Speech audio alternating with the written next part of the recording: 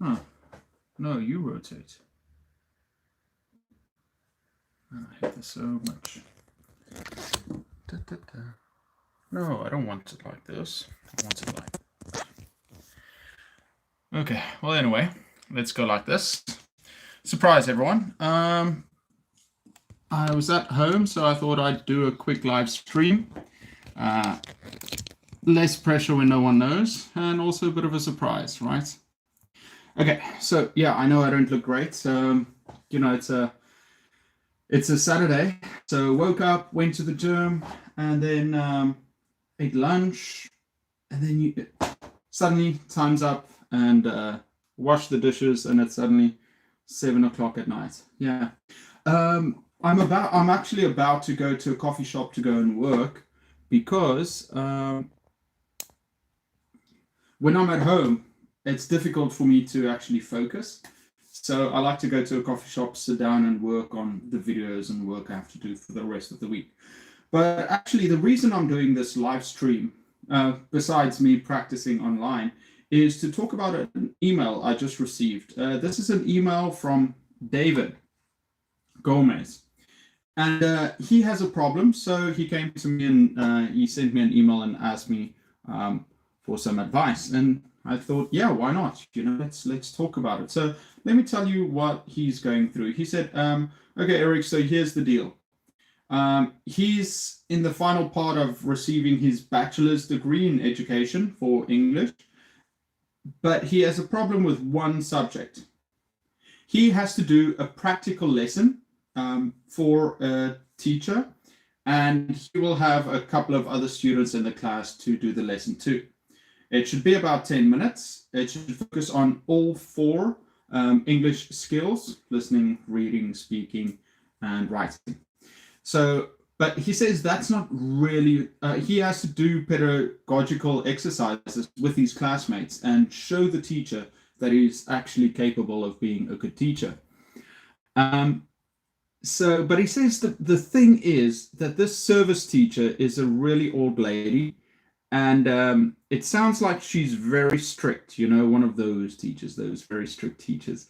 And he says, it gets me nervous because of her personality, but he needs to pass this. So he's a bit desperate and he's asking for my advice.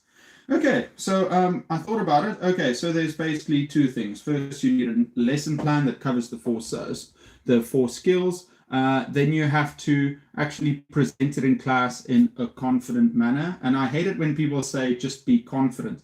There are ways that you can be confident, and I'll talk about them now. And then third, he's nervous about this teacher. And as everyone who's done student teaching before, it can get intimidating standing in front of a class, in front of someone that's giving you a score, because now you have to perform, and if you don't do a good job, it can have serious repercussions. So let's start at the biggest thing first: the teacher. Here's the thing: you've got to change your mind about this, David. You're so lucky. You know why? Because most teachers have to start their teaching in front of a class, in front of kids, and perhaps they don't have another teacher in there. So this is a great opportunity for you to just go in front of just a few of your friends, probably other colleagues. They're going to be the students and one teacher looking at you and grading you. You should be so happy. This is the easiest thing ever for a teacher. Remember, maybe she's strict, right? Maybe she's intimidating, but I think she has to be that way. When you are in the classroom, she needs something to put you off your game. Otherwise, a lot of student teachers don't take this seriously. They just mess around. Oh, there's nothing serious about this, and they're not scared. So she actually has to be more strict because the student teachers perhaps don't take it as seriously. Now, what do you do when you have to do your student prac in front of a teacher? Here's my advice. I would say find something that you like about her. She's an old lady, maybe she's very strict, maybe she's mean. but find something that you appreciate about it, find something about her that you like, and you say, okay, well, this can motivate me. And I'll give you another example now. But you need to find a reason why you want to do your best. If it's, for example, if you're afraid of her, you want to show yourself that you can be brave in front of that. You need to find a reason to perform well, right? Everybody's got a different reason. I remember when I did my teaching prac, for example, I was with a teacher and I didn't like them that much either, right? And I was a bit cocky. I thought, you know what? I'm gonna show them how this is done. I was proud. I was like, gonna go in there, shoulders back, gonna breathe, gonna explain everything to the students, gonna hit all those grammar points. The students are gonna listen to me and they're gonna enjoy the lesson. And afterwards, she's gonna go home to her family and tell her about this wonderful student teacher. Long rant, and actually I didn't do that well on my student teaching.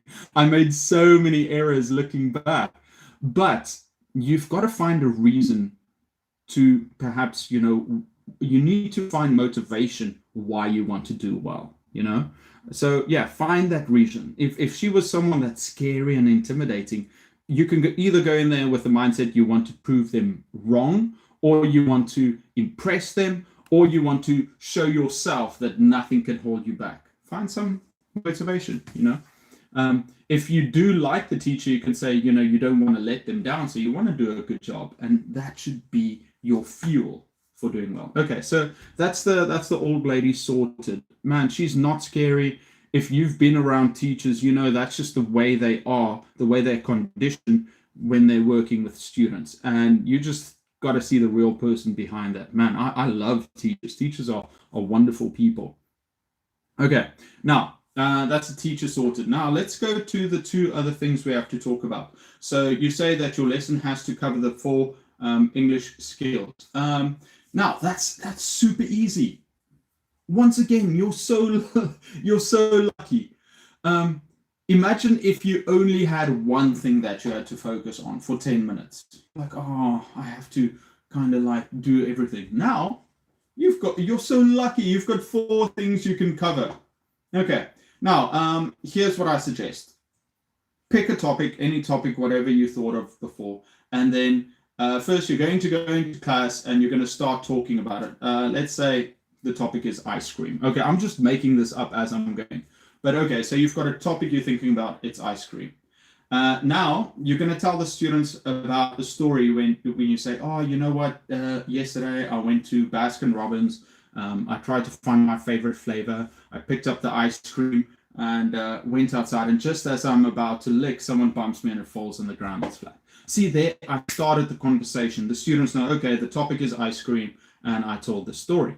Now, you can ask the students to do any of these skills. You can say, okay, everyone, quickly write down all the words that are related to ice cream. Okay, there's a writing stash. They're quickly writing it down. Okay, now they've got that.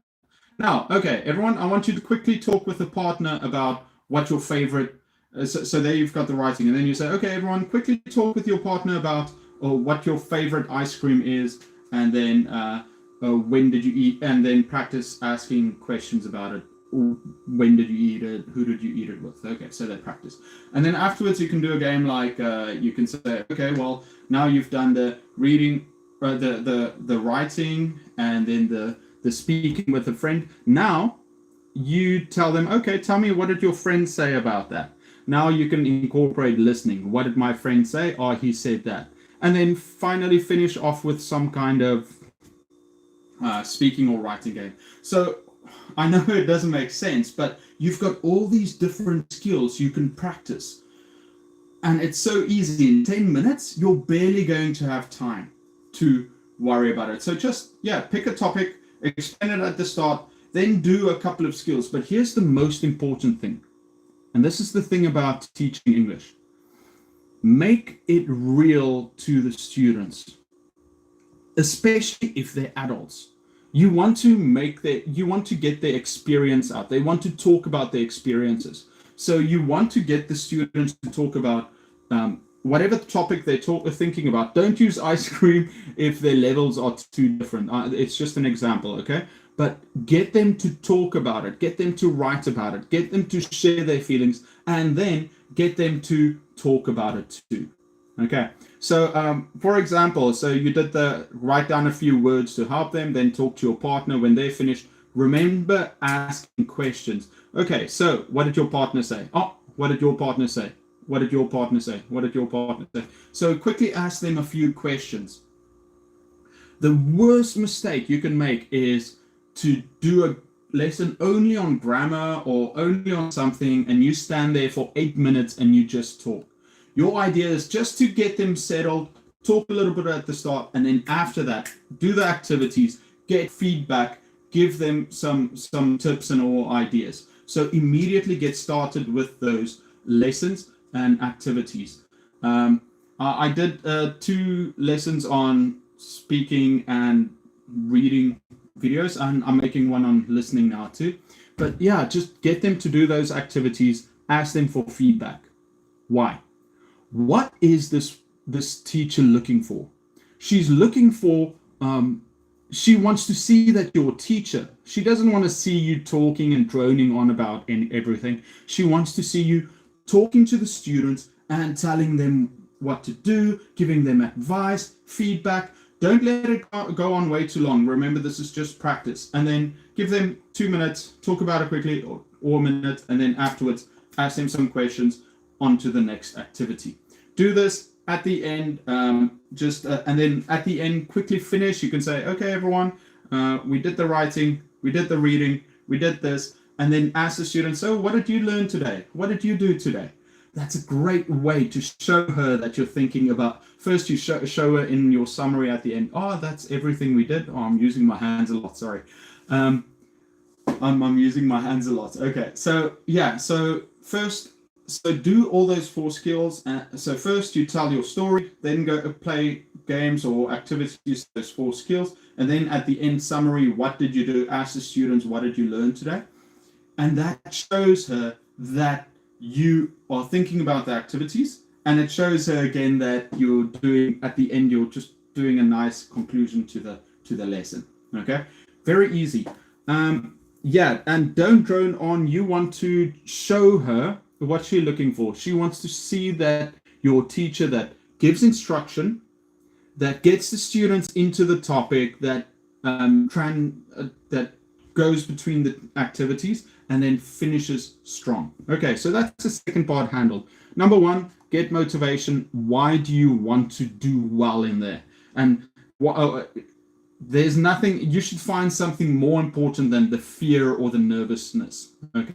Number 2, the 4 skills. You're so lucky. Start with an introduction. Give a short story of, pick a topic, and then you talk a little bit about it. Then you start giving them activity. Remember to ask them questions in between. Remember to help them. Remember to get them to share their ideas later. So get them talking with each other, and then afterwards ask them to tell you what they learned. And then at the end of the activity, you're going to say, okay, everyone, today we learned this. What did you learn? Have a nice day. See you next time. And she's going to be so impressed. Now, too much hand movement. Okay. Now the last thing. How to become confident in the classroom. So because you say, you want to show that your teaching skills, how you stand. Now there are a few things you can do. People hate being judged. People hate being in front of an audience. But the more you do it, the more used to it you get. And also, if you have the knowledge that nothing bad will happen to you, this is natural. You'll get over that fear quicker. So here's what you do. Before your big before your lesson, the night before, practice in front of a friend. Practice in front of a mirror. Get used to it. Okay? The next morning, remember to talk. Because it's like warming up. Remember to warm up. Loosen up. Put back your shoulders. Open up your body language. You want to show your palms to the students. It shows that you're confident. Make solid eye contact with the students. And you know what? Sometimes you can avoid looking at the teacher like she's not important. Other times, like in my case, I'm a bit ballsy, so I'll talk and then I'll look at her and like I might even shoot her a question. But yeah, you can just ignore her. It's okay. Just focus on the students. Have fun and use that motivation to do well. Speak loudly, speak clearly. Don't try and talk too much like I'm doing now. Like I get into a talking mood and I don't like the silence, so I just keep on talking.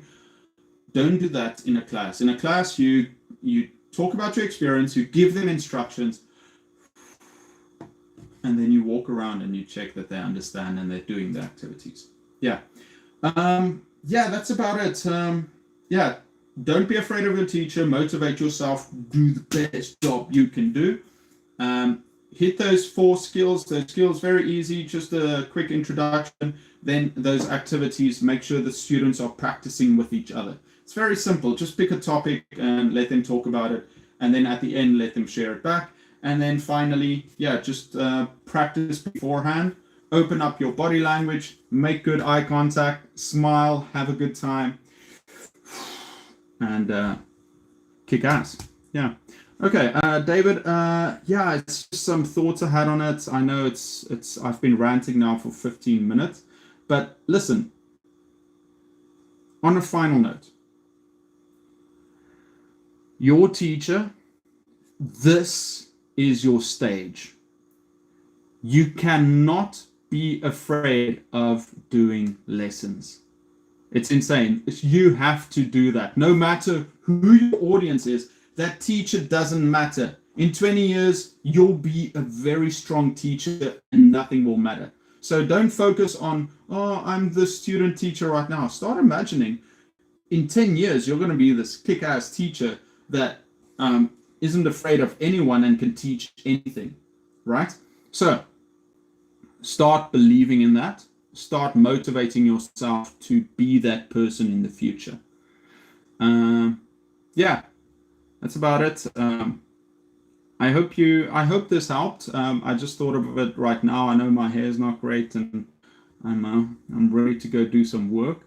But yeah, thank you for your message. I thought it's easier for me to do a rant on this than to send an email back. And then yeah, good luck. Let me know how it goes. If you need some ideas on activities to do, I'll think about it and I'll do a proper video on it later, or I'll send you a message, because this is just some ideas that I've got that I made up. Okay, David. Good luck to everyone else. I'll see you tomorrow night for the real live stream.